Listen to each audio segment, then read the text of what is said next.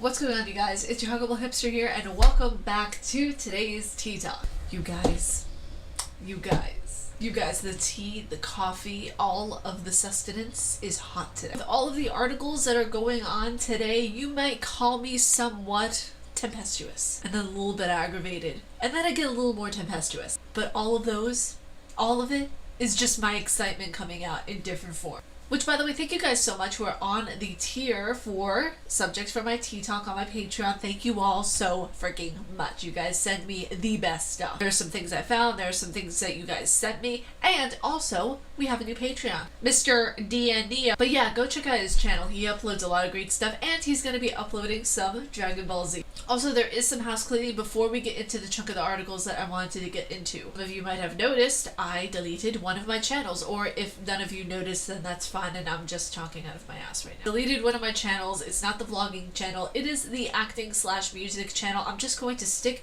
to putting up music on this channel because number one, it's received way better, and number two, the acting stuff just unnecessarily triggered people, which I wasn't trying to trigger anybody in a bad way, but okay. I literally just had a video of me walking into frame, sitting down and saying, don't be a dick. It's good advice. You should take that advice. If you are being a dick, I would stop that. But yeah, there isn't going to be any more of a haunted channel. I wanted to try it out, see if it would work. It didn't, then we just move on. So you guys remember this lovely little thing right here that Red Barrels updated us with, this lovely piece of food that they have fed us with. Oh, I'm so excited. And I called it, you know what, I called it. They just put up that picture and they just expected us to be okay. We're not okay. We're never gonna be okay. I told people that this is going to be a new Outlast game, an Outlast 3 game possibly, because let's face it, if they were going to put out a DLC of Outlast 2, they would have done it 1 to 2 months after Outlast 2 came out, which didn't happen. So I'm guessing it's gonna be Outlast 3. I kind of called it. Yeah, I was right. It states in the article here, Outlast Studio teases a new game, most likely within the Outlast universe. It states here in the article that it was about for Halloween for horror fans as the studio behind 2 of this generation's scariest games just teased something new. Outlast developer Red Barrels, known on Twitter this season as Red Barrels, which I think is kind of epic. They posted a cryptic teaser for the next project with the caption, announcement coming soon, which, I mean, just picture if that were the title of the game, you know, hey, announcement coming soon. That's the title of the game. Hey bruh, did you hear about that game? No, Walter, what's it called? It's called Announcement Coming Soon. Which people and this writer were thinking, oh, it's going to be VR. Well, crap me sideways. I don't know, I can't even imagine a full VR experience for Outlast. That would actually terrify me, not gonna lie. Having naked men chase you looking for a key and being tortured by men in a containment unit? Fun. But also actually incredible if you think about it, being fully immersed in Outlast's Asylum, like the first game. Oh my god, if that were in VR. Let me know what you guys think down in the comments below. Do you think we're going to get a VR game for Outlast? Do you guys think that the Outlast 3 is going to go back more to its roots and be an Asylum-based game? What do you think? Let me know down below. So next up we have a little bit of controversy, and oh, how I love me some good controversy. We all heard the announcement of Overwatch 2 at BlizzCon. Yes, I know, I was upset too. It doesn't seem like something that we can say is new. It feels like something that's just an extension pack of what's already been done. With Overwatch 2, it doesn't feel like something that's new. For me, I feel like it's something that was done intentionally as a marketing scheme, marketing plot, a marketing ploy, whatever you want to call it. I have this theory. Now listen to me and hear me out on this. Advertising, everything aside, we all know that Overwatch is a big game, okay? It's an RPG that takes a lot of money, time, again, everything to put into. But let's talk about how lackluster it was for a minute. I saw the advertisements for the game and I was a bit underwhelmed. I mean, we have some new characters and like I said, it's an expansion pack, you know, it's kind of like what's already been a part of the game, except there's going to be probably better graphics, a new PvP mode, all that kind of thing, and there's probably new maps as well that are going to be integrated into the already playable game. The fact that Fortnite 2 just came out, and then Overwatch 2 comes out after, running alongside.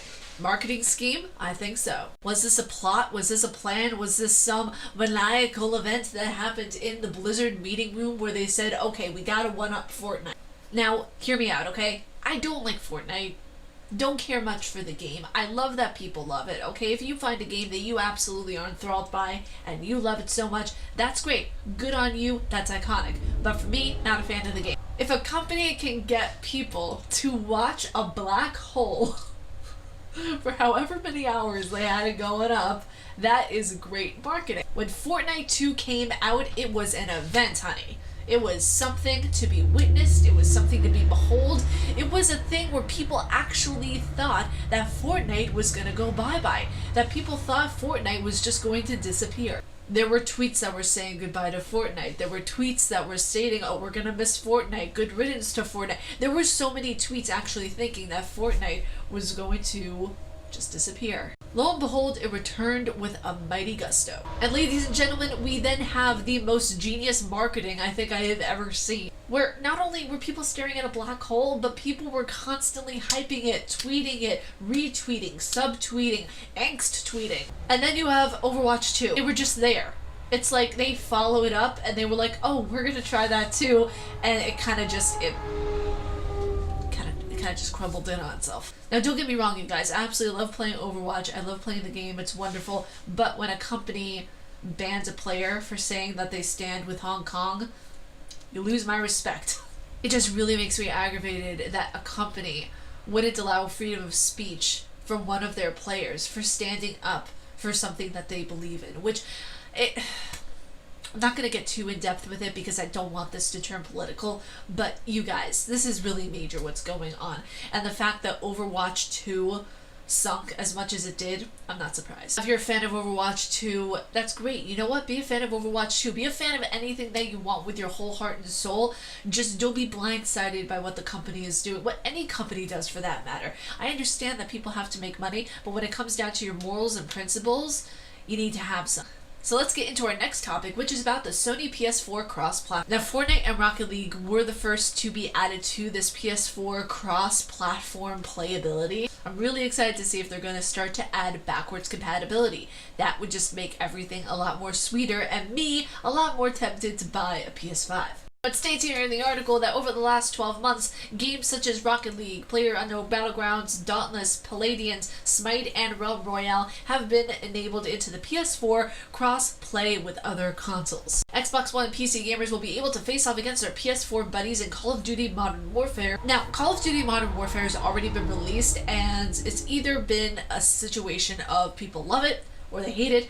I am of the mind of seeing playthroughs and seeing my friends play it, that it looks a lot like Rainbow Siege. Now here's the thing, from the very little Call of Duty knowledge that I do have, Call of Duty wasn't always like this. Call of Duty had a really intensive storyline back in the day with the third game, not really sure, don't quote me on that, still learning about Call of Duty. But I'm really excited that PS4 is doing this. Hopefully it's going to be integrated into the PS5 platform as well as backwards compatibility, because like I said, if it does not have backwards compatibility, your girl possibly ain't buying it. Next up, we're going to discuss some news from Hideo Kojima. And no, it's not a remake of Outlast 2. Don't get your hopes up. I know I was for. His studio says that they'll start making films, which, you know, part of my soul dies inside whenever I hear about Hideo Kojima's new endeavors. Either he's making a gambling casino thing in Las Vegas, or he's making a movie. Understandably so, that these are really big endeavors, and one should be more forgiving. I feel like he just thinks that these games are profiting so much, not just from nostalgia, but monetarily from people who actually want to play the games, who either A, want to replay them, or B, because they've never played them before. Hi. So I'm going to be a little bit pessimistic here and say that we are never going to get a Silent Hill remake, whether it be the first, the second, or third game for that. But what we're going to get instead is either A, cheesy adaptations that we never needed, or B, slot machines that we really never needed. All we wanted was a remake. You broke our heart with PT Silent Hills. You might as well take everything. Now, do I think that Hideo Kojima is going to make absolutely wonderful movies? Yes, it's Hideo Kojima we are talking about here. But do I think he's going to put his priorities in straight and make the first 3 Silent Hill games remade? No, I don't. Thank you, sir. And the last part of our tea talk today is our cafe. Oh my gosh, guys, I'm so excited about this because this cafe is literally right near where I live. This cafe is in Oneonta, New York, and it's called The Hip Stir. It's like hip and then stir again. Yeah. They have everything from pastry and breakfast items to weekend breakfasts to lunch to soups to salads to desserts to coffees to drinks. It's absolutely wonderful. I am very eager to go there, not gonna lie. I need that to be a goal of mine because honestly, I want to be one of those people that just travels the world to find exotic cafes. Guys, honestly, I'm so excited to go to that cafe. If they let me vlog, I will absolutely vlog there because the hipster cafe is where it's at. Their menu looks absolutely delicious. Everything there just looks to die for. I just honestly, like, anytime I go to a cafe or anytime I go to a restaurant or anything, I have to be so careful that they don't make anything on fish machines. I have to be very careful that they don't make any of their stuff with fish or nuts or anything like that. That's it for me today. I hope you guys enjoyed this video, and if you like my face and what I do, please be sure to subscribe and hit that bell down below because I make videos every Monday, Wednesday, and double uploads on Friday. Stay couchy nerd, you guys, and I will talk to you all in the next video. Peace.